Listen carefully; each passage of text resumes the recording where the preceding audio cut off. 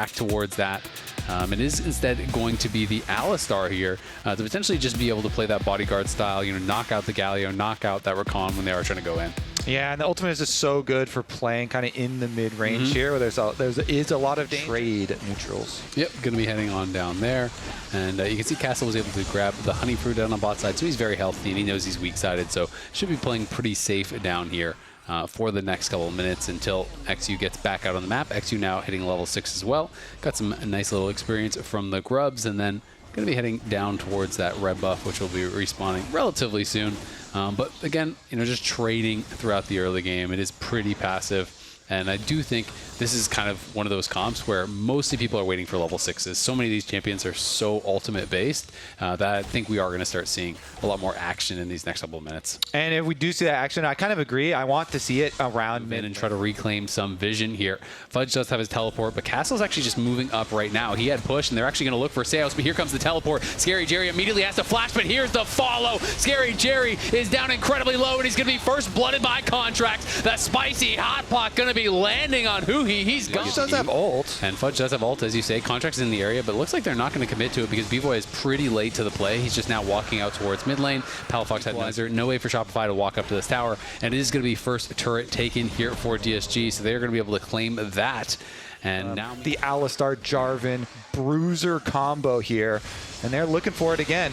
Yeah, they're going to be looking here onto XU, who's a little bit too far forward. Is going to have to pop the Crescent Guard immediately, but in goes Huhi. Great engage, but where's the follow-up? Not there just yet, but Palafox going to get CC'd up and burst down. Seo's going to have to flash over the wall, as does Contracts. Great split-second engage there from Huhi. This time around, it's DSG who do not hesitate. XU pops the ultimate. Huhi comes in over the top with the flash on Rakan, and they take down Palafox. Even though he got his Azir play there, where Fudge was hovering behind Palafox, doesn't really find anything for Shopify, and they're just going to lose out on that dragon. The side tower starting to open up, though, on opposite sides. Team, we'll see if they can find any sort of engage. Huhi is looking, but meanwhile, they're dropping multiple waves bot, and they're giving up the free tier 1. They're trading that for the tier 1 top, but both teams are just kind of dropping one side of the map and playing. Teleports are ready. Galio ultimate is ready. They're teleporting behind into that deep vision they placed earlier. XU's going in. He's going to pop the Crescent Guard already. Castle is coming, and in comes the Galio ultimate, and Jarvan is gone. Contracts is just out of there. Seos trying to run on the other side. It's Abadaga in trouble. It's going to be Fudge and Palafox taking him down. They get the shutdown. Seos going back in. Scary Jerry's got a flash, but here's the flash follow from Fudge. Fudge is going to cook him up. It's Scary Jerry for dinner. His Castle's trying to play into the back, but let's look at how it started and how they got separated. So starts out early here. We're going to see the Galio teleport in. He's just going to use that. Was actually also Huhi. It was back in 2023, so has been a couple years since that has popped up, and it was also him with that tech. He has swapped out the Ghost now for Exhaust, so he's going to be on Exhaust heal for now, and we can see if he can find some good value from that. Scary Jerry just trying to clear out the wave, but there is no flash for him, and he is in so much trouble. In comes the Galio ultimate, but will it even get anything done here? They're just tanking up the tower. B-Boy's going to withdraw. Everyone is kind of withdrawing right now here. Abadaga is cleaning house, and yeah, you have the GAs, but you're still giving over gold. DSG are going to realm warp in and look for even more. They get all 5 of the GAs for flowers on. Much more. My team doesn't do that. When they get the flowers one, they just peacefully pick the flowers, as they are going to be able to drop the equalizer here, push back XU, sort of a cheesy Baron play that they are looking for on the other side. So they are able to eke out the AD items that really make the ultimate incredibly powerful.